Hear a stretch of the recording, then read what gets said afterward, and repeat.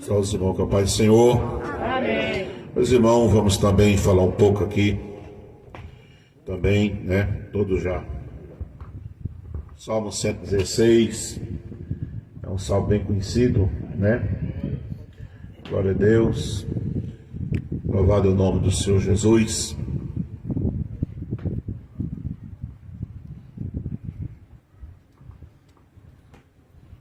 E o versículo 12 que diz: que darei eu ao Senhor por todos os benefícios que me tem feito.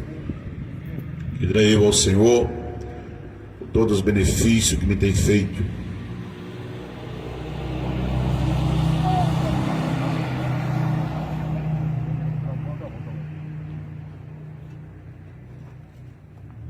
O capítulo 40 também diz assim: esperei com paciência no Senhor, Ele se inclinou para mim e ouviu o meu clamor, tirou-me de um charco horrível, um charco de lodo, pôs os meus pés sobre uma rocha, firmou meus passos, e pôs um novo cântico na minha boca, o hino ao nosso Deus. Muitos verão, temerão e confiarão no Senhor. Glória a Deus.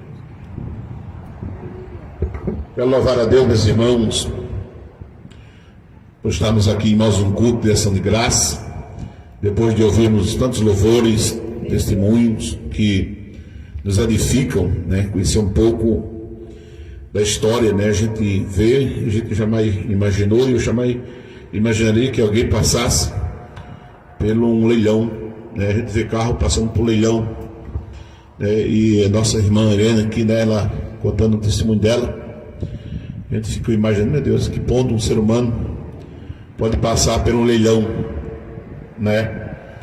Então são as raízes, né? São as raízes, a história de alguém, né? Louva a Deus também pelos nossos companheiros, sempre está aqui conosco, vamos olhar com seu esposo, também a missionária que sempre vem com ela, que sempre nos ajuda aqui nas congregações, tem sido uma bênção. Que Deus abençoe, né? Também a Oriane, que cuida aqui da ação de graça, né? Que também sempre está aqui conosco, nessa caminhada, ajudando sua mãe e na igreja. A gente sabe que não é fácil, né, a batalha do dia a dia, né? Jesus também não disse que era fácil. Jesus disse: no mundo tereis aflição, né? No mundo tereis aflição. O Salmo 34, versículo 9 diz: muitas são as aflições do justo, mas o Senhor o livrará de todas, né? O Salmo 50, 15 diz que invoca-me no dia da angústia, eu te ouvirei e tu me glorificarás. Então Jesus não disse que seria fácil. O salmista, certa vez, ele chegou, não sei o que ele estava imaginando, pensando, mas com um coração grato, porque isso aqui hoje é gratidão. Davi disse: que darei eu ao Senhor? Porque eu fico pensando, quando a gente tem que dar um presente a uma pessoa de um porte maior, não que a gente queira classificar ninguém, mas é muito difícil. E eu, por exemplo, eu não me acho nada. Eu vim do período, vou nem dizer onde eu vim, mas eu tenho até vergonha quando um irmão diz assim: eu queria dar um presente seu, eu estou com vergonha, e eu me sinto envergonhado demais. Porque eu vejo que a pessoa, às vezes, por achar que é ter pastor, a gente é importante demais, e tem aquela dificuldade de dar um presente, né? Às vezes, quando a pessoa não tem um certo poder, qualquer coisa, a pessoa vai ali, compra qualquer coisa, parece que é tão fácil. É tão fácil comprar um presente ali, chega ali e compra. E agora eu fico imaginando Deus, Davi, imaginando para dar algo a Deus. Que darei eu ao Senhor? O que é que eu posso dar ao Senhor por todos os benefícios que Ele me tem feito? Veja mesmo, é o homem na terra, é o imortal, é o mortal querendo presentear o mortal, é o mortal querendo, ou desejando, ou procurando o que dá aquele que é dono de sua vida.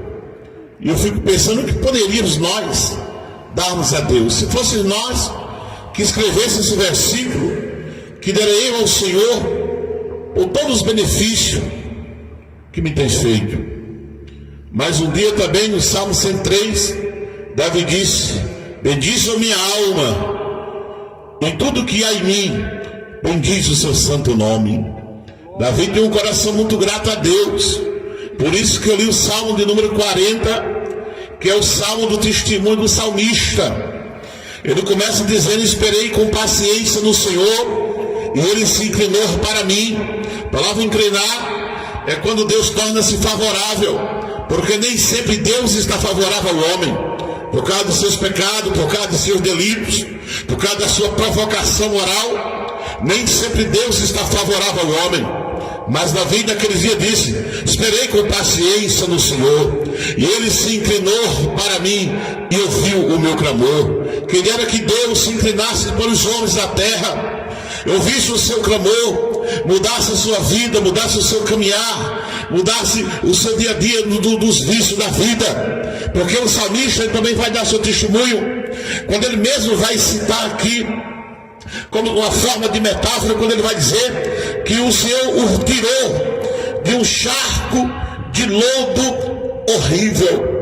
E é interessante que ele não diz aqui que saiu do charco de lodo. Ele diz que o Senhor o tirou. Porque tem gente que diz assim: não, eu só vou mudar quando eu sair, quando eu resolver isso, quando eu resolver aquilo. Mas o salmista usa aqui a palavra tirou-me, ou seja, ele não saiu por conta própria. Ele não saiu por sua própria vontade. Não, ele está dizendo que foi o Senhor que o tirou. Ou seja, Deus, quando tornou-se favorável, Deus, quem sabe, estendeu a mão para Davi. Porque o charco de lodo aqui, vocês conhecem muito bem, quem já morou na roça, quem já morou naqueles tanques que eu quando era pequeno, e meu pai tinha o meu bisavô que foi criado com ele, tem uma terra, e tem os tanques, e quando chovia aqui criava água, debaixo daqueles tanques criava lodo. Vocês sabem que o lodo é diferente da lama. Ninguém consegue permanecer de pé no lodo. Ninguém consegue se firmar no lodo. Ninguém consegue. Davi está dizendo aqui que o lodo era a sua vida, uma vida sem estabilidade. Uma hora ele estava de pé, uma hora deslizava, porque a característica do lodo é isso, é deslizar, é cair. Assim é o ser humano nesse mundo. Nunca tem seus pés firmes, não. Uma hora desliza aqui, uma hora desliza lá, e não consegue se pôr de pé. Mas Davi está dizendo que o Senhor o tirou daquele charco de lodo, ou seja, que ele não conseguia se firmar, que ele não conseguia ficar de pé, porque o lodo é isso, é uma característica do mundo de trevas, onde o homem não se firma, onde o homem não consegue ficar de pé no vício, nas drogas, no alcoolismo, ou em qualquer outra coisa que se possa imaginar. Davi está dizendo que o Senhor o tirou de um charco de lodo horrível. Mas melhor do que isso, não só o tirou daquele charco de lodo horrível, mas ele vai dizer que o Senhor agora colocou os seus pés numa rocha. O que é rocha? Rocha é Cristo. A rocha era uma pedra, a rocha agora era diferente do lodo, onde o homem agora conseguia colocar os seus pés com firmeza. Muitos que estão aqui, como já ouvimos aqui, ó, o testemunho de muitos homens de Deus, mulheres de Deus, como Manuel Dias, por exemplo, que conheceu o mundão do lodo da vida, a sua estabilidade. Mas um dia Jesus foi lá, pegou Manuel Dias, que não se conseguia estar em pé, uma hora caía aqui, outra hora caía ali, fazia a vontade do inimigo. Mas um dia Deus pegou ele pela mão e colocou ele sobre os seus pés sobre uma rocha, porque a rocha é Jesus Cristo. A rocha é diferente do lodo, a rocha fala de firmeza, a rocha fala de proteção, a rocha fala daquele que nos segura pelos pés, pelas mãos, aquele como está firme.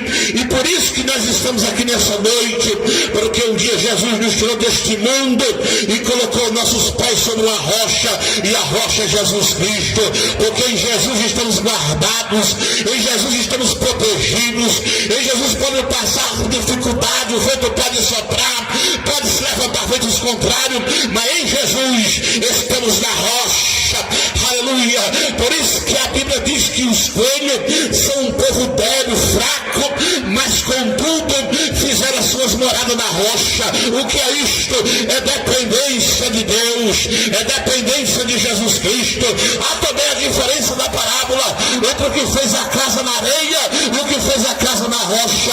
O que fez a casa na areia, soprando o vento, os maremotos da vida, pode levar que mundo afora. Mas quem fez a casa na rocha, que é Cristo, pode soprar vento, pode dar maremoto, vento contrário, vento de onde vier, mas está firme na estabilidade, porque tem sua casa firmada na rocha. Bendito é o nome de Jesus Cristo.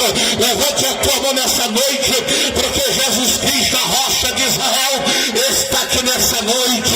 Ele é rocha, ele é tão rocha que Moisés um dia recebeu uma ordem de Deus e disse: Moisés, fala com a rocha.